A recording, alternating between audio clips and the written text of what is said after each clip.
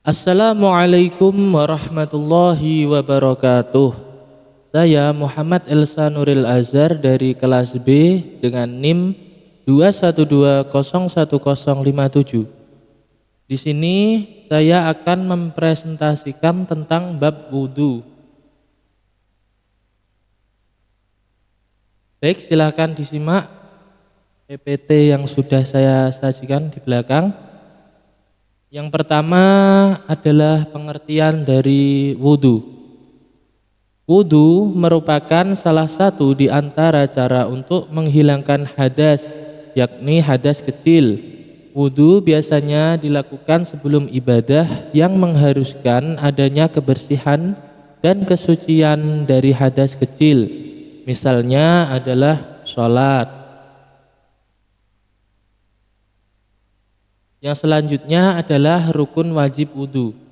Rukun wajib yang pertama adalah niat yang berbunyi nawaitul wudu'a li raf'il hadatsil asghari fardhu lillahi ta'ala. Lalu yang selanjutnya adalah membasuh wajah. Lah, niat di sini itu dibarengkan pada saat kita membasuh wajah, artinya niat itu di dalam hati. Jadi saat kita membasuh wajah, maka sekaligus hati kita berniat untuk berwudu sesuai dengan lafadz seperti tadi.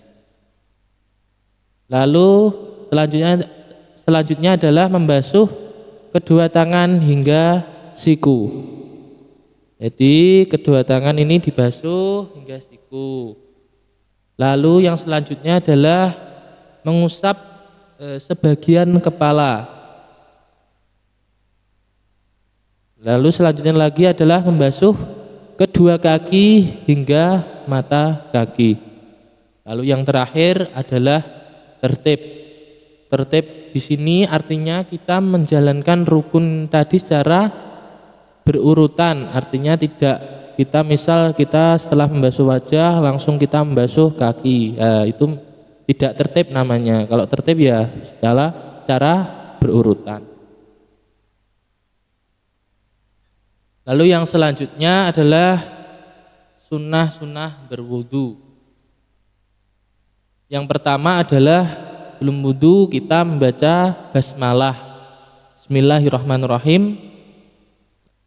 Lalu selanjutnya adalah membasuh kedua telapak tangan sampai dengan pergelangan tangan. Artinya sebelum kita wudu kita basuh dulu. Seperti ini misalnya sampai pergelangan tangan. Lalu selanjutnya adalah berkumur. Kita berkumur. Lalu selanjutnya adalah menghirup air ke dalam hidung. Kita hirup, lalu kita keluarkan lagi. Ini dilakukan sebelum membasuh wajah ya, belum niat. Lalu selanjutnya adalah membasuh seluruh kepala. Nah, tadi kan yang wajib itu kan sebagian kepala, maka yang sunnah adalah kita membasuh seluruh kepala. Jadi merata begitu. Lalu yang sunnah selanjutnya adalah mengusap telinga. Nah, jadi telinga ini kiri dan kanan ini kita usap. Lalu selanjutnya adalah menyela jenggot yang tebal dengan air. Misal kita punya jenggot yang tebal, maka jenggotnya kita sela-sela ya, supaya airnya masuk. Kalau jenggotnya tipis gimana? Ya wajib. Kalau jenggotnya tipis ya wajib kita basuh dengan air. Lalu menyela jari tangan dan kaki. Saat kita membasuh tangan, maka sela-sela jari ini ya kita sela air.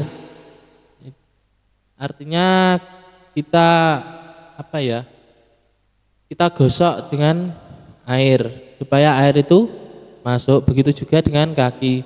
Namun kalau misalnya jika tidak kita sela, air tersebut tidak dapat masuk ke dalam sela-sela kaki tadi, maka ya wudunya tidak sah karena ini termasuk dari wajib wudu tangan tadi, tangan dan kaki. Maka ya wajib kita sela.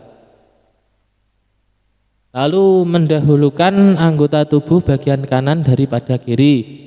Nah, ini misalnya kita saat membasuh tangan. Nah, ini kan ada tangan kanan, ada tangan kiri. Lah, yang kita dahulukan adalah yang tangan kanan, lalu tangan kiri.